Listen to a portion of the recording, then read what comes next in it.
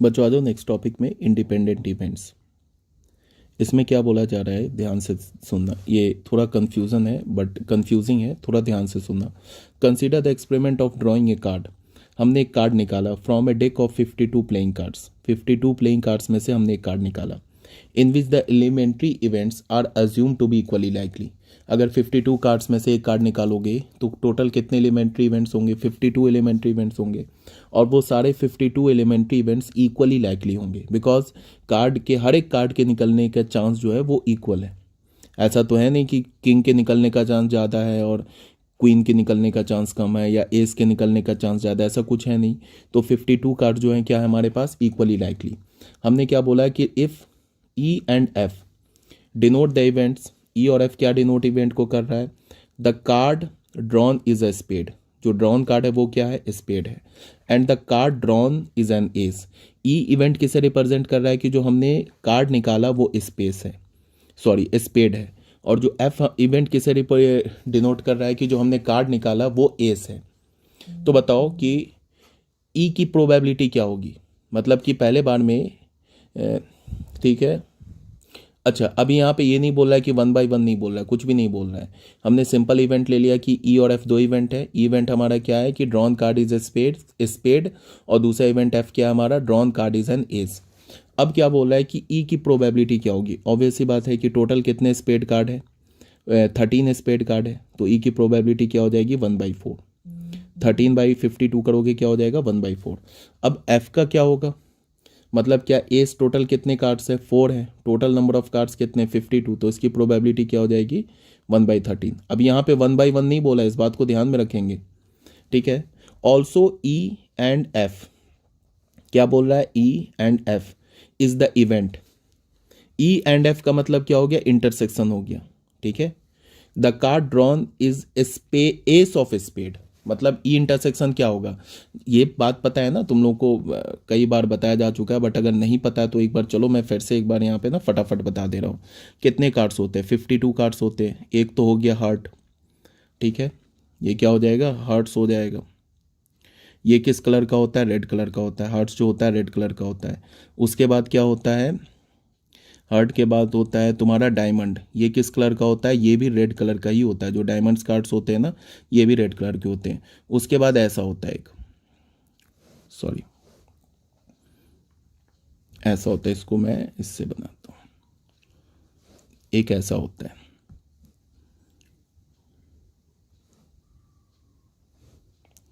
ऐसे होता है ना एक,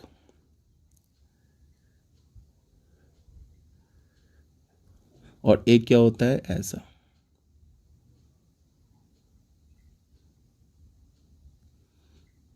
ये क्या होता है? ये हो गया, थोड़ा गंदा बन रहा है बट कोई बात नहीं। ये हमारा होता है क्लब्स। ये क्या होता है? स्पेड्स। और ये क्या होता है हमारा? हार्ट्स। और ये क्या होता है? डायमंड्स।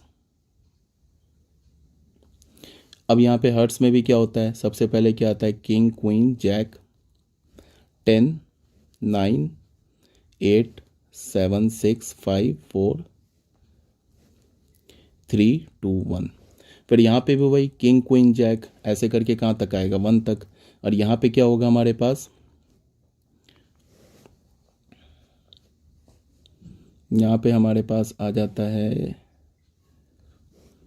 यहाँ पे भी वही किंग, क्वीन, और यहाँ पे लास्ट में आएगा 1 तक। फिर यहाँ पे भी होगा किंग, क्वीन, और लास्ट में क्या आएगा? 1 तक।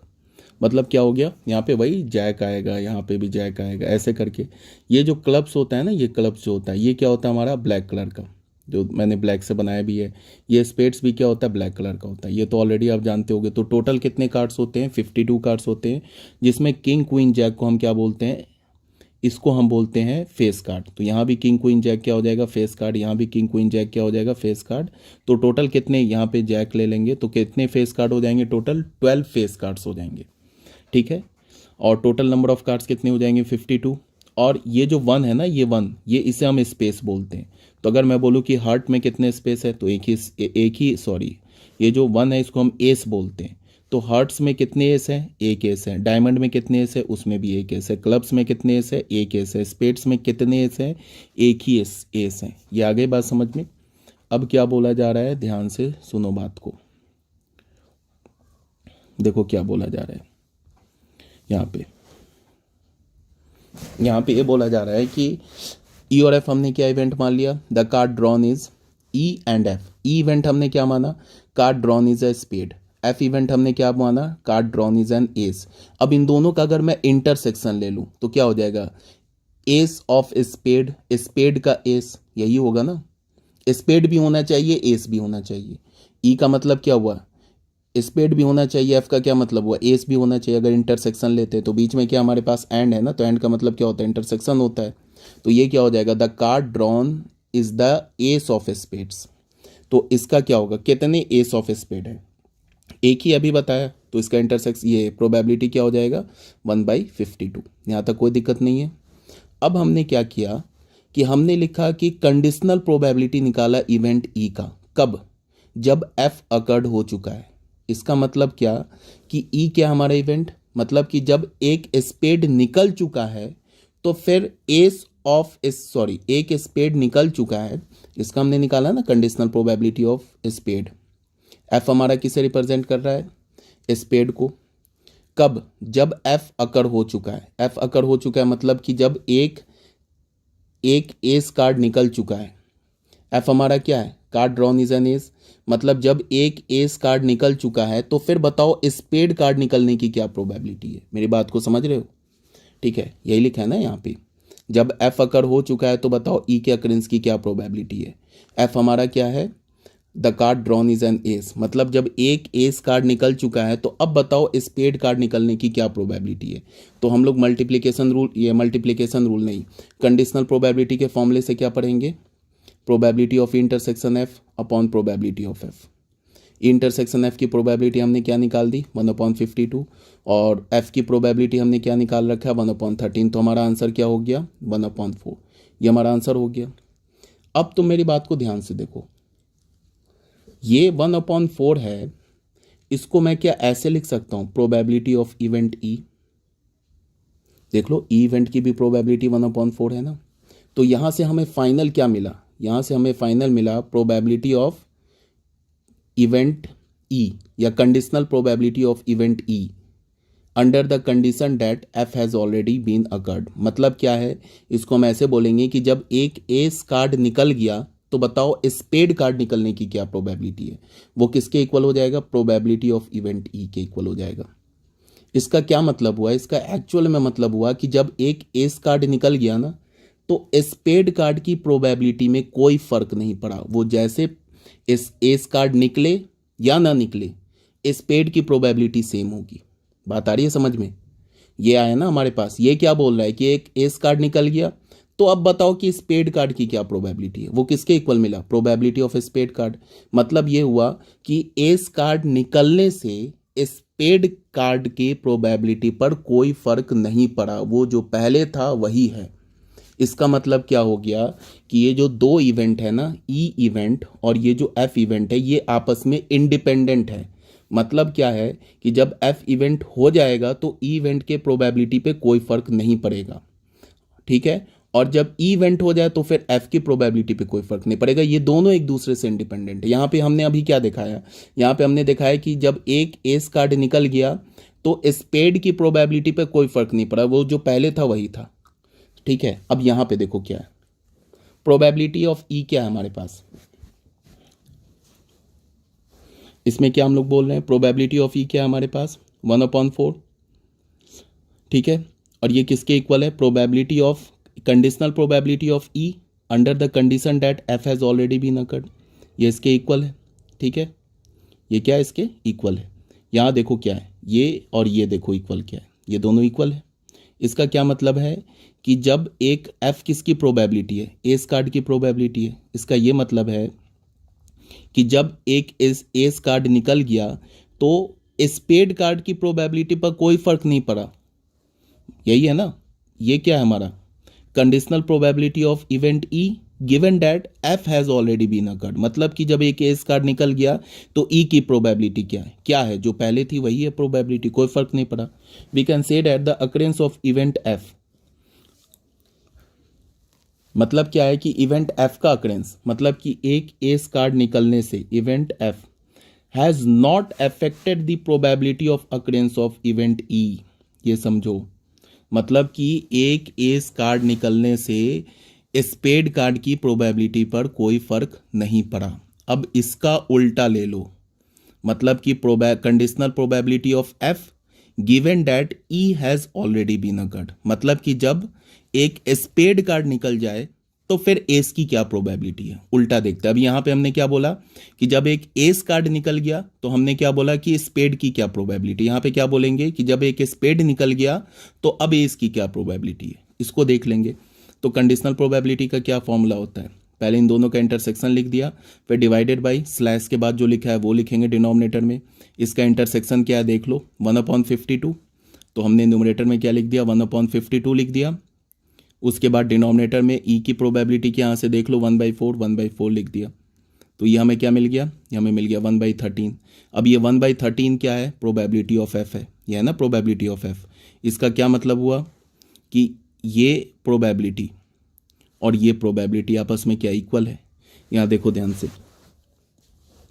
क्या है probability of F given that E has already been occurred. इसका क्या मतलब है कि ई क्या हमारा ड्रॉइंग अ स्पेड कार्ड, मतलब कि जब एक स्पेड कार्ड निकल गया तो एस की क्या प्रोबेबिलिटी है. ठीक है, इसको हमने क्या लिखा, प्रोबेबिलिटी ऑफ एफ. ये इक्वल है ना, यहाँ से देख लो ये और ये इक्वल है आपस में. इसका मतलब ये है कि एक स्पेड कार्ड निकलने से एस कार्ड की प्रोबेबिलिटी पर कोई फर्क नहीं पड़ा, जो पहले था वही है. इसका मतलब क्या है, यहाँ पे देखो अगेन प्रोबेबिलिटी ऑफ एफ क्या हमारे पास, प्रोबेबिलिटी ऑफ एफ क्या है, प्रोबेबिलिटी ऑफ एफ क्या हमारा 1/13. ये एस और ये किसके इक्वल है, देखो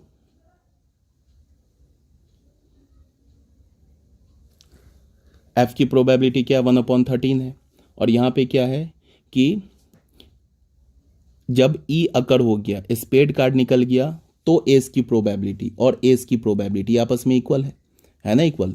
this shows that the occurrence of event E का अकरेंस, मतलब कि एक स्पेड कार्ड निकल गया, has not affected the probability of occurrence of event F के इवेंट को अफेक्ट नहीं किया. Thus E event and F are two events such that the probability of occurrence of one, एक अकर हो जाए, मतलब क्या कि जब ई इवेंट अकर हो जाए तो एफ की प्रोबेबिलिटी पर फर्क नहीं डाले, और जब एफ इवेंट अकर हो जाए तो ई की प्रोबेबिलिटी पर कोई डिफरेंस ना लाए, मतलब उस पर कोई फर्क ना पड़े, वो एज इट इज रहे जैसे कि पहले था. Thus, E and F are two events such that the probability of occurrence of one of them is not affected by the occurrence of other. मतलब E अगर हो जाए तो F की प्रोबेबिलिटी पे कोई फर्क नहीं हो, एज इट इज रहे जैसे पहले था. और जब F ये हो जाए, अकर हो जाए, तो फिर E की प्रोबेबिलिटी पे कोई फर्क नहीं पड़े, वो जैसे था पहले वैसे ही रहे. तो अगर ऐसा है तो हम E और F को क्या बोलेंगे, इंडिपेंडेंट इवेंट्स बोलेंगे. ठीक है, अब देखो ये कितना अच्छा फॉर्मूला आएगा, अभी आगे देखना. अब यहाँ पे देख लो, अभी मैं बता ही देता हूँ फॉर्मूला. हमने क्या बोला, probability of E intersection F, ये क्या होता है, प्रोबेबिलिटी ऑफ ई इनटू जब ई अकर हो गया तो एफ की प्रोबेबिलिटी. ठीक है, इसको हम ऐसे भी लिख सकते हैं, प्रोबेबिलिटी ऑफ एफ जब एफ अकर हो गया तो फिर ई की प्रोबेबिलिटी, यही होता है ना. बट हमें क्या पता है कि ये किसके इक्वल है, ये इक्वल है प्रोबेबिलिटी ऑफ एफ के, ये प्रोबेबिलिटी ऑफ एफ के इक्वल है, तो ये क्या हो जाएगा, probability of E into probability of F.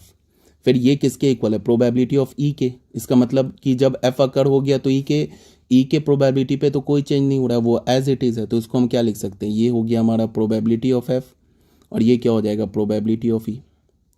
इससे हमें क्या पता चला कि probability of E intersection F ये सिंपली किसके इक्वल हो जाएगा, probability of E multiply by probability of F.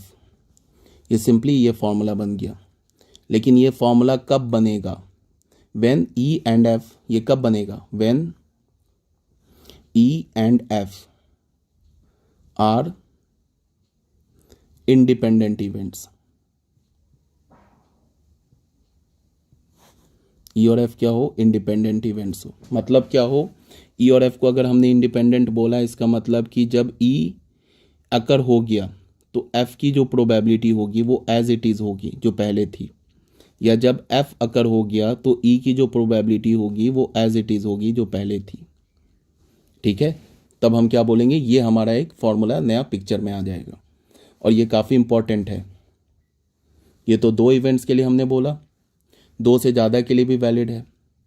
मान लो कि हमारे पास 3 इवेंट्स ये हो जाए, अब हम ऐसे भी बोल सकते हैं कि if A1, A2 and A3 are independent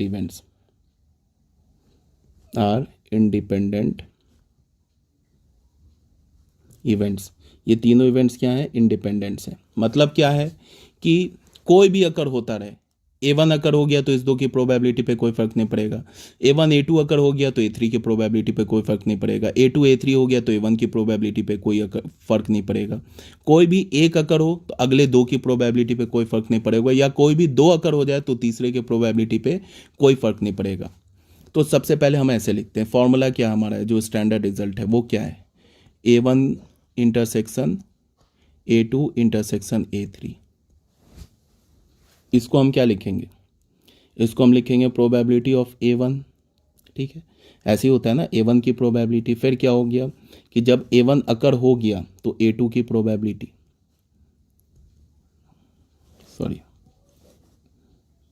फिर क्या होगा, जब A1 A2 दोनों अकर हो गया, ये दोनों अकर हो गया तो A3 की प्रोबेबिलिटी, तो क्या हो जाएगा A3, जब A1 भी अकर हो गया A2 भी अकर हो गया। अब इसको हम क्या लिखेंगे, यहाँ पे ऐसे लिखेंगे, देखो यहाँ पे क्या हमारे पास A1 A2 A3 independent event है, तो ये क्या हो जाएगा, प्रोबेबिलिटी ऑफ A1। अब जब A1 अकर हो गया तो A2 के प्रोबेबिलिटी पे कोई फर्क नहीं पड़ेगा, जो पहले था वही रहेगा, तो इसका वैल्यू क्या हो जाएगा, प्रोबेबिलिटी ऑफ A2। अब जब A1 A2 दोनों अकर हो गया तो फिर A3 की प्रोबेबिलिटी पे कोई फर्क नहीं पड़ेगा, तो ये A3, तो मतलब क्या हो जाएगा, probability of A1 intersection A2 intersection A3, ये ऐसे हो जाएगा, ये हमारा फॉर्मूला आ जाएगा। सुनो इंडिपेंडेंट में क्या है, इंडिपेंडेंट में है कि अगर मैंने बोला कि ये 3 इवेंट्स इंडिपेंडेंट है तो कोई एक अकर हो तो अगले के 2 के प्रोबेबिलिटी पे कोई फर्क नहीं पड़ेगा, या कोई भी 2 अकर हो तो थर्ड की प्रोबेबिलिटी पे कोई फर्क नहीं पड़ेगा, वो एज इट इज़ रहेगा जैसा कि पहले था। ठीक है, अब इसी को और हम एक्सटेंड कर सकते हैं, इसको हम ऐसे बोल सकते हैं, if A1, A2, A3 an-1, an are independent events. अगर हमने n इवेंट्स ले लिया और इनको इंडिपेंडेंस बोल दिया तो क्या हो जाएगा, probability of A1 intersection A2 intersection an-1 intersection an, ये किसके इक्वल हो जाएगा, probability of A1 into probability of A2 dot dot dot probability of an-1 into probability of an। ये और इसको जनरलाइज कर दिया, n इवेंट्स के लिए हमने बोल दिया, ठीक है ना, इसको हमने क्या बोल दिया, n इवेंट्स के लिए बोल दिया। ये आगे बात समझ में, ये हमारा प्रूफ ट्रू हो गया फॉर n इवेंट्स के लिए ये हमारा ट्रू हो गया। ठीक है, यहाँ तक क्लियर है। अब आ जाओ डेफिनेशन 2 में क्या बोल रहा है, देखना ध्यान से इसको। डेफिनेशन 2 में क्या बोल रहा है, 2 इवेंट्स हमारे पास, एक इवेंट E है और एक इवेंट F है, are set to be independent. कब इंडिपेंडेंट होगा, जब अगर E इवेंट अकर हो जाए तो F इवेंट के अकरेंस पर कोई फर्क नहीं डाले, मतलब कि जो पहले प्रोबेबिलिटी F का वही रहे। तो मतलब ये क्या बोल रहा है कि probability of occurrence of event F under the condition that E has already been occurred, ये किसके इक्वल हो, प्रोबेबिलिटी ऑफ F के। ठीक है, बट ध्यान में रखना है कि E की प्रोबेबिलिटी 0 ना हो। फिर क्या मैं बोल रहा हूँ कि जब F अकर हो जाए तो फिर E इवेंट की प्रोबेबिलिटी पर कोई फर्क ना पड़े। इसका ये क्या बोला है लेफ्ट हैंड साइड में कि प्रोबेबिलिटी या conditional probability of event E under the condition that F has already been occurred, वो यही रहेगा, सेम रहेगा। बट यहाँ पे ध्यान में रखना है कि F की प्रोबेबिलिटी पे 0 नहीं होनी चाहिए। Thus in this definition we need to prove probability of E zero के इक्वल नहीं होना चाहिए, एफ की प्रोबेबिलिटी जीरो के इक्वल नहीं होना चाहिए, no by the multiplication rule ये बन जाएगा। ये मल्टीप्लिकेशन, ये तो मल्टीप्लिकेशन हमारा रूल है, इंटरसेक्शन एफ का रूल है। इसकी जगह तुम क्या डाल सकते हो, इसकी जगह प्रोबेबिलिटी ऑफ एफ डाल सकते हो। ये क्या बोल रहा है, probability of F under the condition that E has already been occurred. But हमें पता है कि ई अकर हो या ना हो, एफ की प्रोबेबिलिटी तो चेंज नहीं होगी, वो तो एज इट इज रहेगी। तो इसकी जगह क्या डाल सकते हो, प्रोबेबिलिटी ऑफ एफ। तो यहाँ पे हमने प्रोबेबिलिटी ऑफ डाला, यहाँ पे प्रोबेबिलिटी ऑफ ई डाला, इन दोनों को मल्टीप्लाई कर देंगे तो इंटरसेक्शन एफ की प्रोबेबिलिटी आ जाएगी। समझ में आया, ये हमारा इंडिपेंडेंट इवेंट है। अब आ जाते हैं हम लोग डेफिनेशन नंबर 3 में, नेक्स्ट वीडियो में करेंगे।